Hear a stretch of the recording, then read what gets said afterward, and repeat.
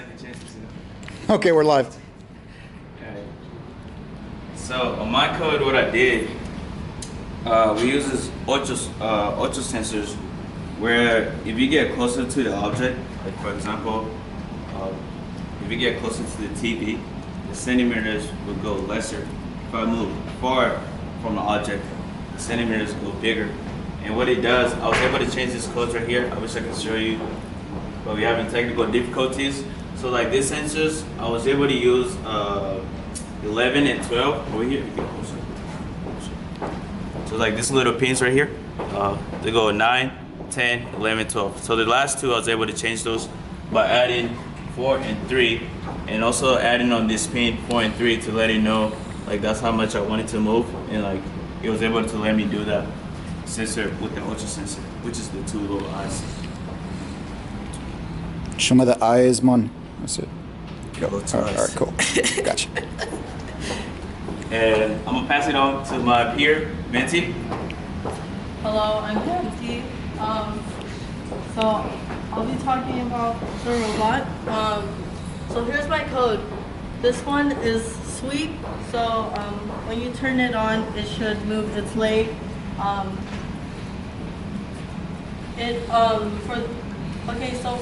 We were using Arduino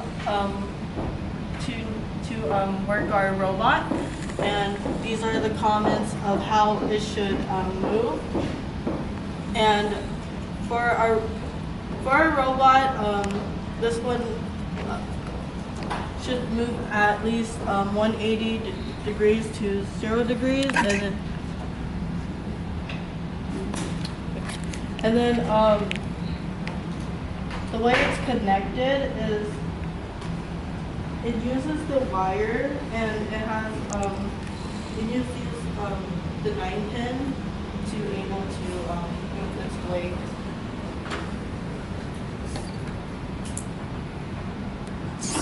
So when you turn it on, it moves its legs, and the hardest part about this one was just trying to figure out the code, because we don't know how to code. So it was really hard to use Arduino, and when we were using it, we didn't like have any like background. So I was just using like an example that was provided to make sure that it works.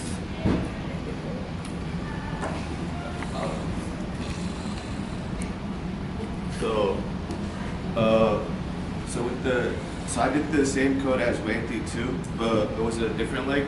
But we having difficulty like if we go right here, this one, and the next. So this is the code I did.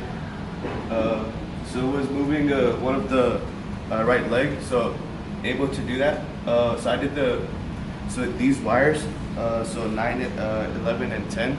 So I had to code it. I had to put 10 to 10 to make it loop over and over. So it basically does the same thing.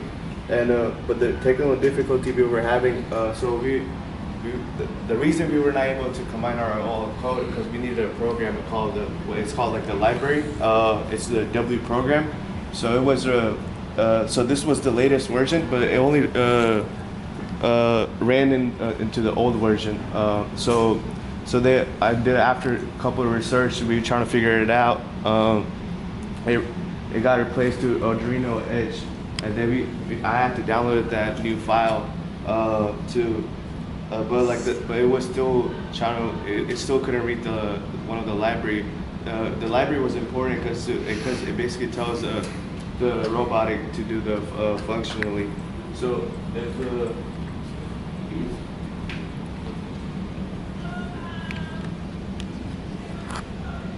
so basically these are like all the languages.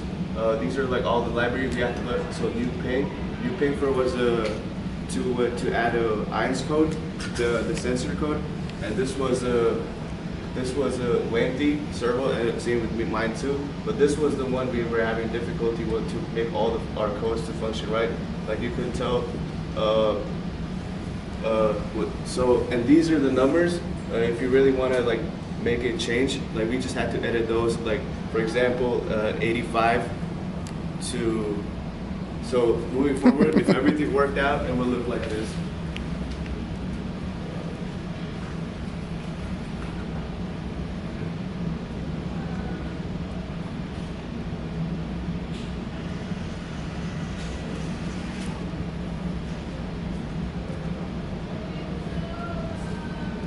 Like, if our code were able to function, this one would it look like? So you're saying that your code is not functioning. Yeah. So that's basically what is not functioning. The reason of it because it was not reading one of the libraries, and basically the new version doesn't apply that library. It wasn't for the old version. So we basically about the software, the Arduino, at the like the Nano. This like this what it was Nano. That's like it couldn't read our program. That's what the problem with. The whole problem was. So your robot doesn't move, is what you're saying. It moves.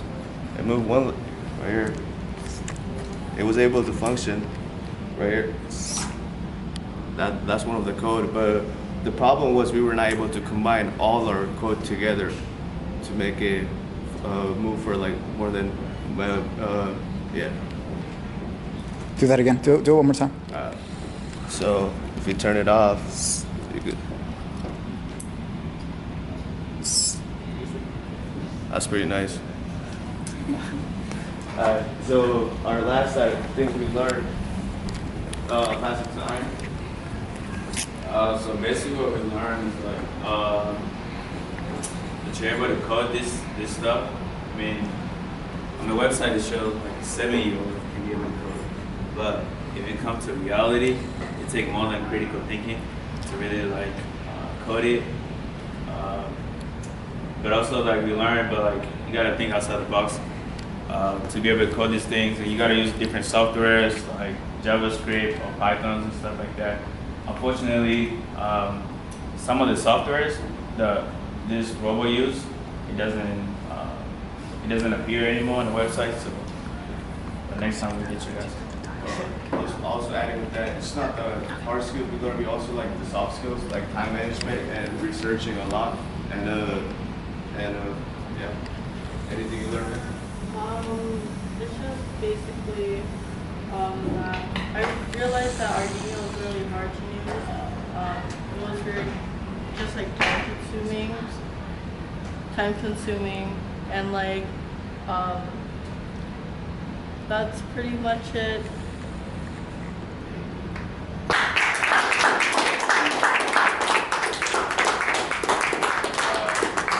Thank you. Do you guys have any